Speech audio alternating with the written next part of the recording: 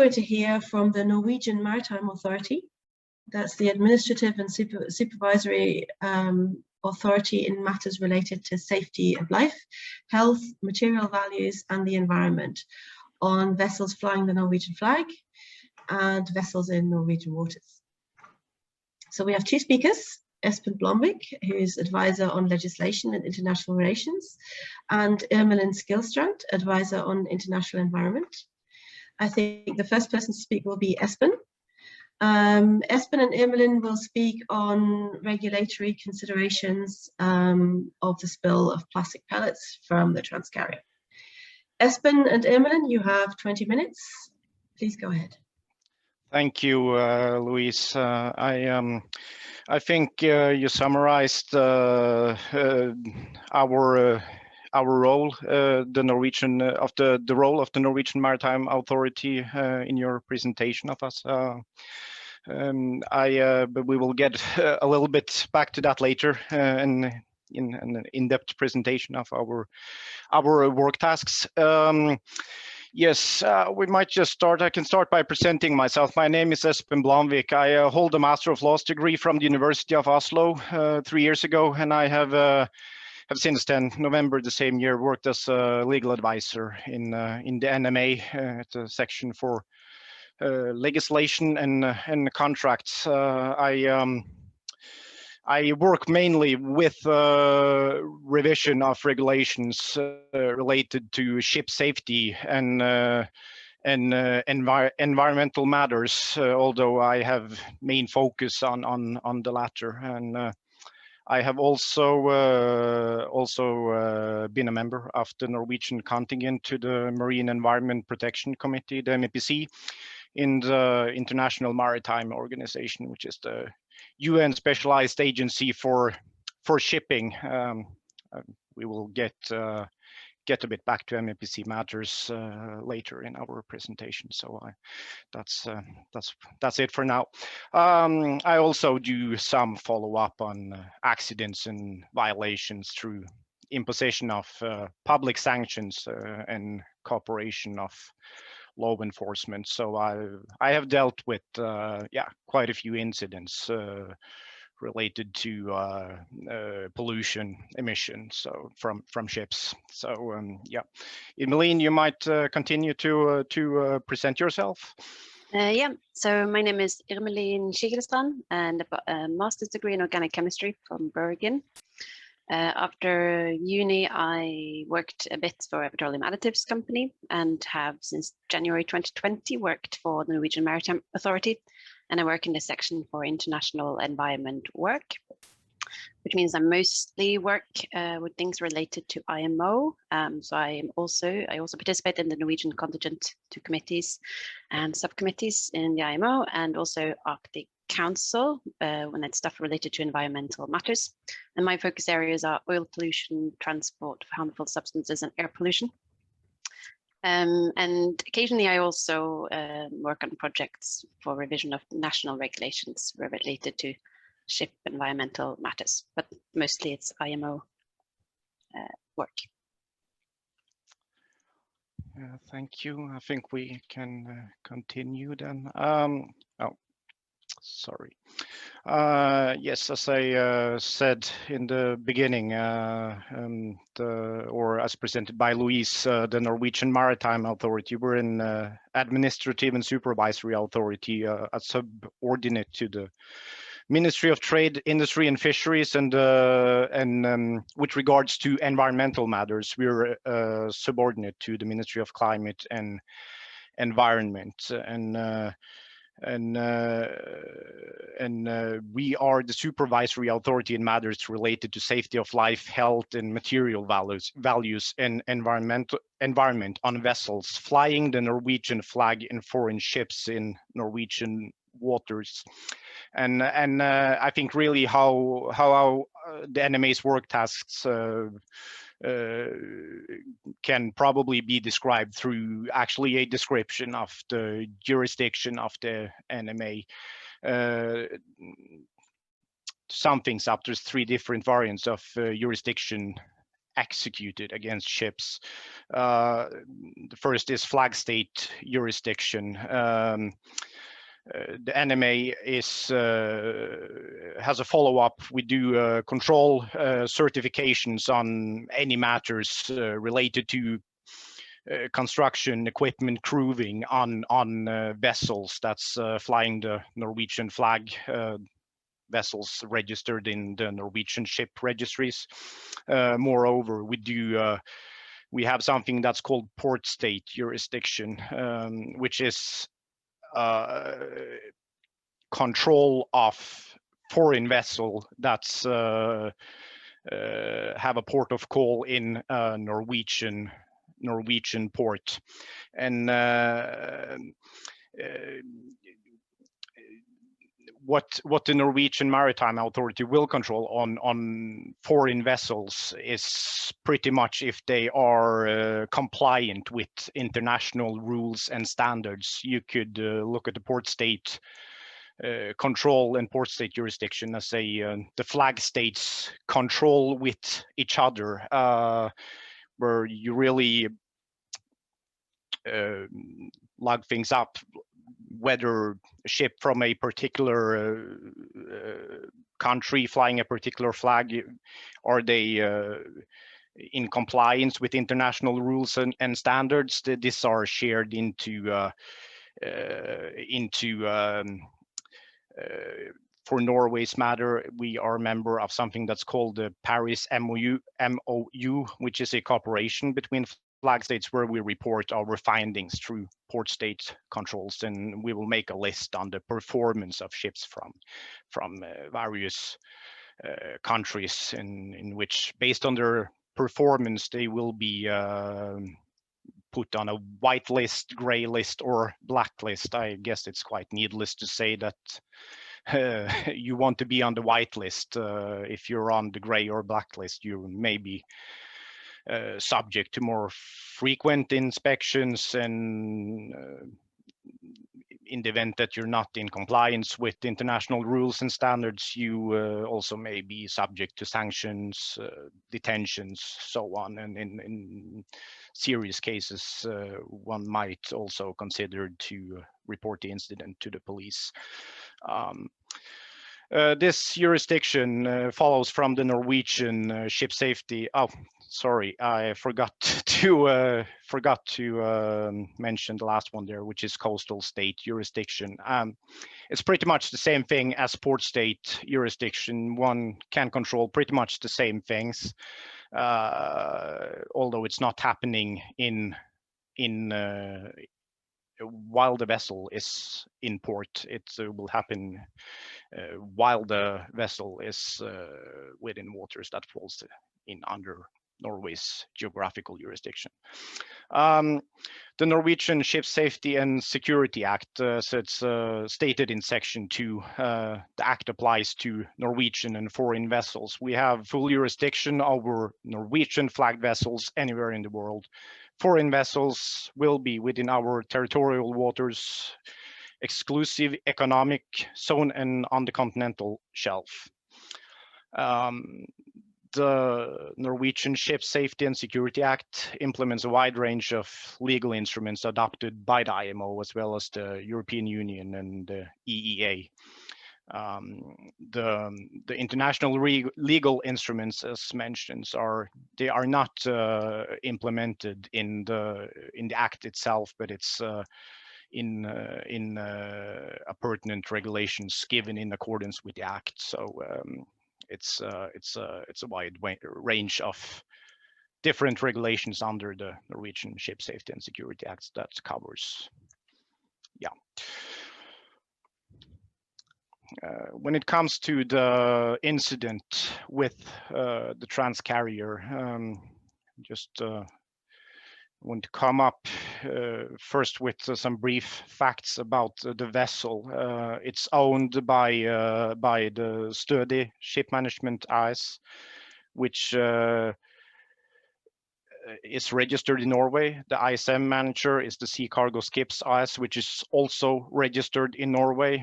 The commercial manager is the Sea Trans AS, which is also registered in Norway, although the vessel was flying the flag of the Bahamas.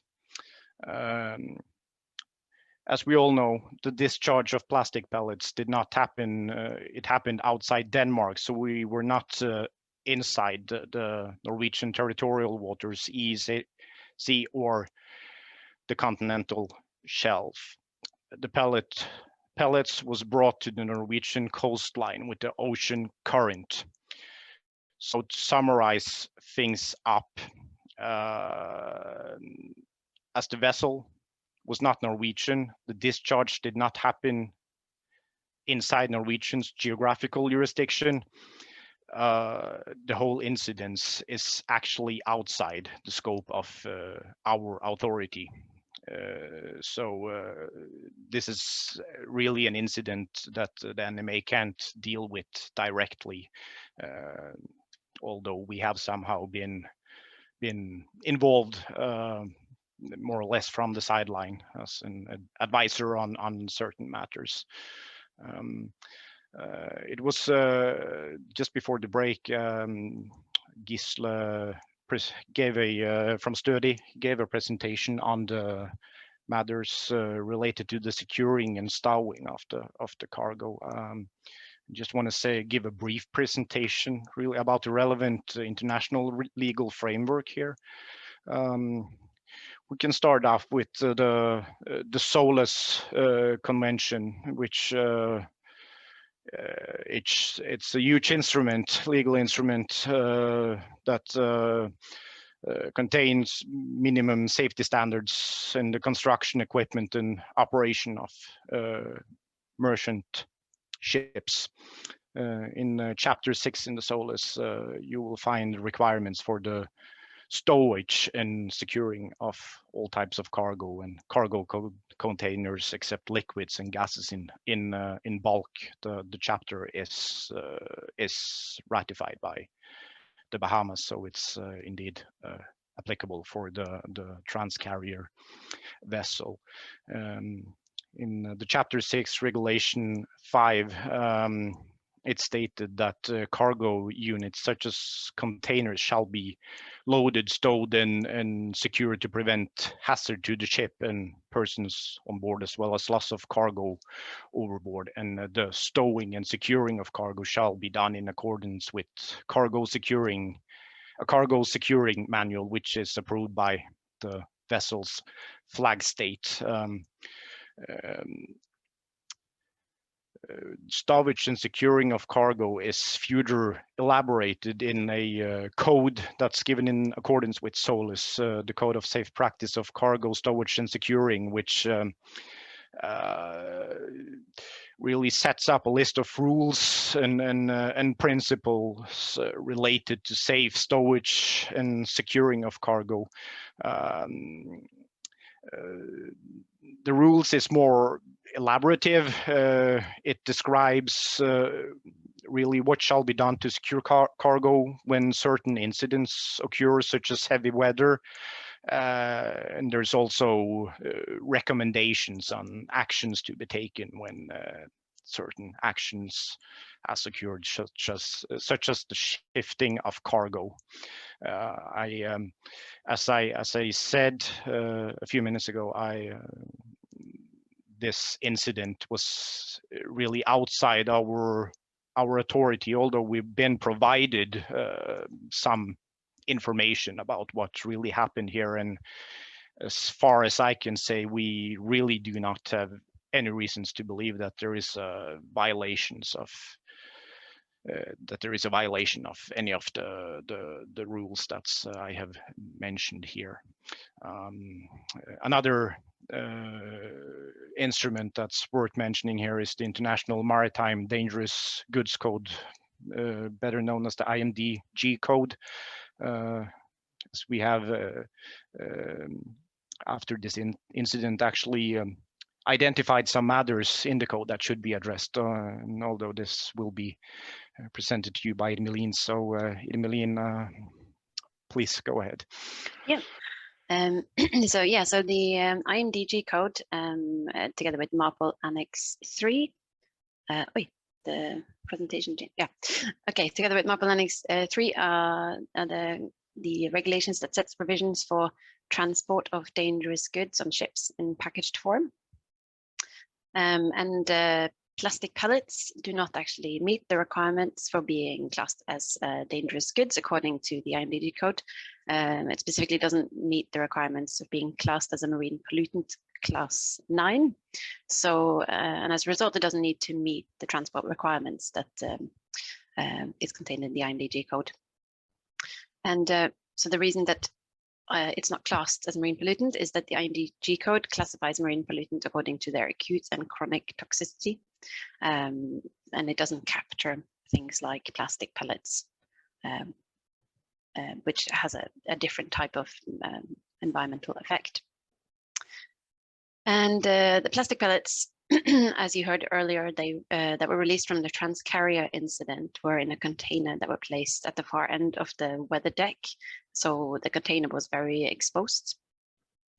And the IMDG code has stowage requirements for marine pollutants that stipulate that containers shall preferably be placed under deck, alternatively on well-protected decks or on board in sheltered areas of exposed decks. In addition, it also has some requirements with the type of containers you can use. So this means that if plastic pellets had been classed as a marine pollutant according to the IMDG code, then it probably would have been stowed differently, which could have prevented the incident on the Transcarrier. Next slide. Yeah, and plastic pellets, since they are a raw material of plastic consumer products, vast amounts of plastic pellets are continuously being transported around the world on ships. And the Transcarrier spill was not a unique incident. There's been quite a few incidents around the world of accidental spills of plastic pellets, and the GISAMP Working Group 43, which is, so the GISAMP is a expert group in the IMO, has estimated, they did some work on plastic pollution and estimated that there is an accidental spill of plastic pellets on the scale of 230,000 tons annually. So it's quite a big problem. And I've listed some incidents that have occurred here. So this year there was an enormous spill. The Coastal Administration mentioned this too. So in Sri Lanka, outside of Sri Lanka, there was a spill of 11,000 tons of plastic pellets. And obviously the Transcarrier incident in last year spilled 13.2 tons. And some other examples is an incident outside South Africa in 2018, where 49 tons were spilt, and outside of Hong Kong in 2012, 168 tons of plastic pellets were spilt into the ocean. So at the meeting, there's a meeting coming up next week, MEPC 77, an IMO meeting, where one of the topics that will be discussed is a proposal to reevaluate the classification of plastic pellets in the IMDG code. Hopefully we will get to discuss this. There's quite a lot of other matters being discussed at this meeting, including different GHG, greenhouse gas emission regulation work, and that tends to take up a lot of time. But hopefully this will make the agenda. I mean, it's on the agenda, but hopefully there'll be time to discuss it. And Norway is then proposing to make an intervention at the meeting to suggest that, well, supporting the proposal that we should reevaluate the classification of plastic pellets in the IMDG code, and then propose as a short-term measure that CCC, which is a subcommittee, that they should be instructed by the committee to develop a circular. First of all, with storage requirements for plastic pellets and similar substances, so that they can be in line with the storage requirements that applies to marine pollutants in the IMDG code. And then as a long-term measure, then we should start a process to amend the criteria for the identification of harmful substances in packaged form, so that plastic pellets could fall under that classification in the IMDG code. If this is done, if then plastic pellet is considered a dangerous goods and a marine pollutant, then another benefit of this is that plastic pellets will be recognized under the HNS Convention as a harmful substance, which would ensure that when this convention enters into force, because it hasn't entered into force yet, but when it does, that compensation is then given to those who suffer loss or damage resulting from future incident involving plastic pellets. Irmelin, or do you have lots more to say? I just got a warning that we're soon to be cut off here. So I'm done. I'm done. I'm done. Yep. Okay, thank you. To sum things up, the incident regarding Transcarrier was outside the NMA's jurisdiction, and although there's certain aspects regarding the IMDG code that will be proposed to be looked into at the MEPC next week, although if regardless of the classification in the IMDG code, the plastic pellets will still have to be dealt with by the flag or coastal states. So this would have been outside our authority whatsoever. So thank you.